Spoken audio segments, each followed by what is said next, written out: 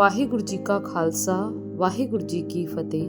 सूफी संत फरीद जी के ऐसे श्लोक श्री गुरु ग्रंथ साहिब जी में शामिल हैं जो सीधे दिल से बात करते हैं, जो जिंदगी की सच्चाई, सब्र और रब से जुड़ने का रास्ता दिखाते हैं। आइए आज के श्लोक समझते हैं। आज के श्लोक श्री गुरु ग्रंथ साहिब जी में शेख फरीद जी के 1378 अंग में दर्ज हैं। फरीदा जो तै मारन मुकियां तिना ना मारे कुम, आपनड़े घर जाइए पैर तिना दे चुम। फरीदा जय तै मारन मुकियां तिना ना मारे कुम। फरीद जी इस श्लोक में हमें बता रहे हैं कि जो लोग तुम्हें मारते हैं या तुम्हारे साथ बुरा व्यवहार करते हैं, तुम पलटकर उन्हें चोट मत पहुंचाओ। आपनड़े घर जाइए पैर तिना दे चुम।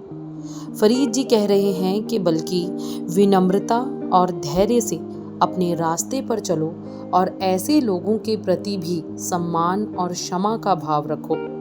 फरीद जी हमें इस श्लोक के जरिए सिखा रहे हैं कि सच्ची महानता बदले में नहीं बल्कि क्षमा, नम्रता और धैर्य में होती है।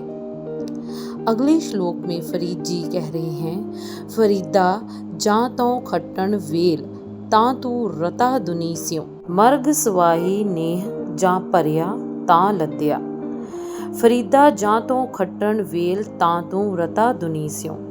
हे फरीद, जब अच्छे कर्म कमाने का समय था तब तुम संसार के मोह माया और सुखों में ही लगे रहे। मर्ग सवाई नेह जां परिया तां लद्या। फरीद जी कह रहे हैं कि जब जीवन की यात्रा पूरी होने लगी और मृत्यु पास आ गई, तब एहसास हुआ कि जीवन की झोली तो खाली ही रह गई। फरीद जी इस श्लोक से हमें याद दिलाते हैं कि जीवन का असली उद्देश्य अच्छे कर्म और ईश्वर की याद है, ना कि केवल दुनियावी मोह माया।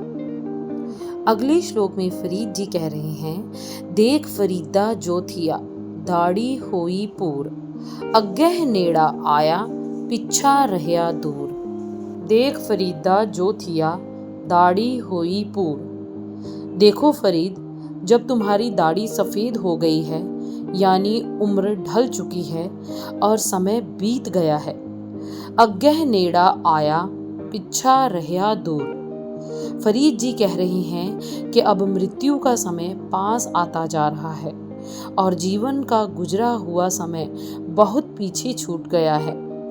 फरीद जी इस श्लोक के जरिए हमें याद दिलाते हैं कि समय बहुत तेजी से निकल जाता है, इसलिए जीवन में देर होने से पहले ईश्वर की याद और अच्छे कर्म कर लेने चाहिए।